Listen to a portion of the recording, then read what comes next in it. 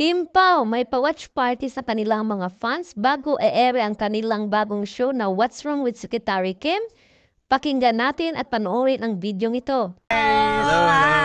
Okay, so ang tanong, ano bang mangyayari tonight sa watch party? Today is gonna be the first view official watch party. So mapapanood ng mga nandito ang first 2 episodes ng What's Wrong with Secretary Kim. Yes, para siya sa mga fans and parang first time siya ginawa ng view. Right. So we're very excited to meet all of them. First time actually namin makikita. Ayan ang mga Kim Pao, ayan na, ready na Taga sila. Zamboanga pa, may taga I know, they're very excited. Pero aware ba kayong dalawa na maraming kinikilig sa inyo? Ako, hindi naman. Ewan na.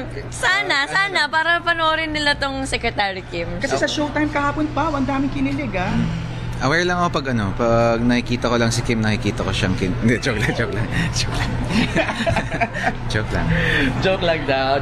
Ayos lang. Kikilig naman ako. Kinikilig ka rin naman. Pero Paolo, did you envision na magiging close kayo ni Kim? Not really because nung nagkatrabaho kami dati, very serious rin yung roles namin.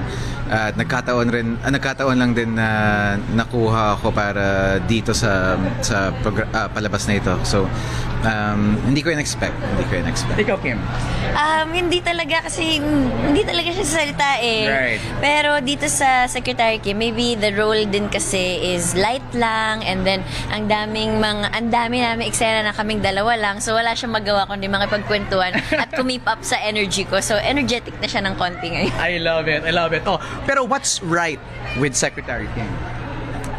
What's right with Secretary Kim? It's her positive outlook in life.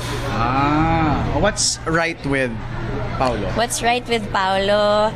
Him being Paolo. Yeah, grabe. O sige na, bago ang may Kilig Fest tonight dito sa watch party. Kaya maswerte yung mga fans tonight talaga. Okay, please invite everybody sa Monday.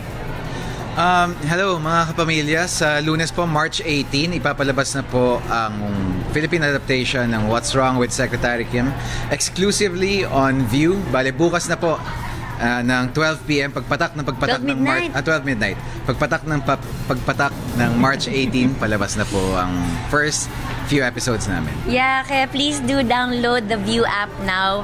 Sa ngayon, marami sila mapapanood, mga trailer, teaser, the making, while waiting for the episode on March 18, 12 midnight. So, yan, sabay-sabay po natin panoorin. Sana po supportahan nyo kami. This is directed by Direk Chad Vidanes. At syempre, libre nyo pong mapapanood ang What's Wrong with Secretary Kim sa View.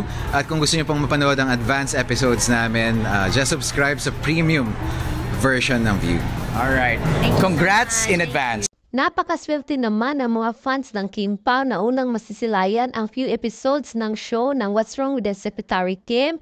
Congratulations, Kim Pao!